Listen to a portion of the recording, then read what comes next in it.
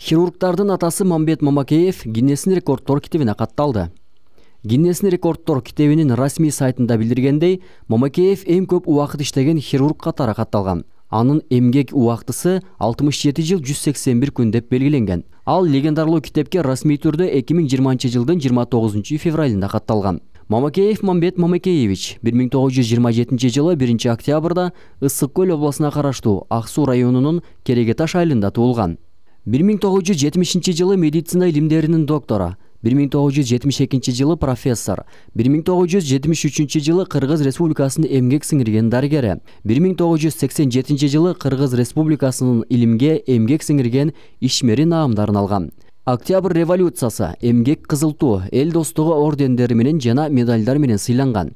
Профессор 120дан ашык илимий эмгектин, анын ичинде 8 монографиянын автору. Негизги илимий эмгектери өттүн таш оорусун хирургиялык жол менен дарылоо, ошондой эле оорулууларга хирургиялык шашылыш жардам көрсөтүүгө арналган.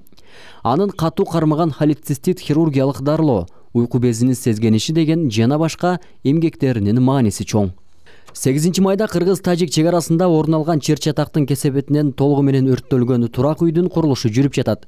Бүгүнкү күндө курулушка мамлекет тарабынан жетиштүү акча каражаты бөлүнгөн. Бул тууралуу өкмөттүн Баткен облусундагы ыйгарым укуктуу өкүлүнүн басма сөз кызматынан кабарлашты. Турак үйдүн өрттөлүшү боюнча Кыргыз өлкөсү менен Тажикстандын Баткен, Сагди облустарынын тийиштүү укук коргоо органдары тергөө иштерин жүргүзүүдө. Тергөөнүн жыйынтыгы менен күнөөлүүлөр аныкталып, чыгымдын орду толтурулат. Эске салсак, 8 майда Баткен районунун Көкташ айылында кыргыздар менен тажиктердин ортосунда чыр чыккан.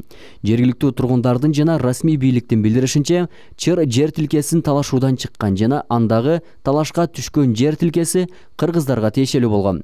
Тажик тарап чыр-чатак учурунда чек араны чок ортосунда жайгашкан кыргыз тарапка тиешелүү үйдү өрттөп жиберишкен. Жер тилкеси үчүн 30-40ка чукул кыргыздар менен 30-40тай тажиктер бири-бири менен таш ыргытышып, уруш учурунда ок тагатылган. Ок атышуунун кесепетинен чек ара кызматынын 3 аскери жана 1 тургун жаракат алган. Ал 3 аскер кызматкери Бишкекке алынып келинген.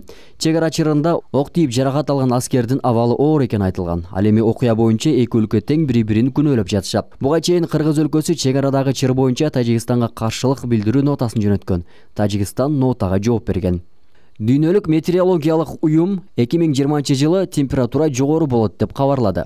Бириккен Улуттар уюмунун дүйнөлүк метеорологиялык борборунун өкүлү Клэр Ноллес бүгүн Женевада өткөн онлайн маалымат жыйынында ушул жылдын башынан бери жүргүзүлгөн өлчөөлөр түндүк жарым шардагы температура 2020 жылы жогору болушу мүмкүн экендигин эскертти. Коронавирус эпидемиясынан сактануу чараларын көрүүнү кыйындатаарын белгилеген Ноллес шаарлар жана башка калктуу конуштар өтө катуу температурада коргонууга даяр болушу керектигин айтты.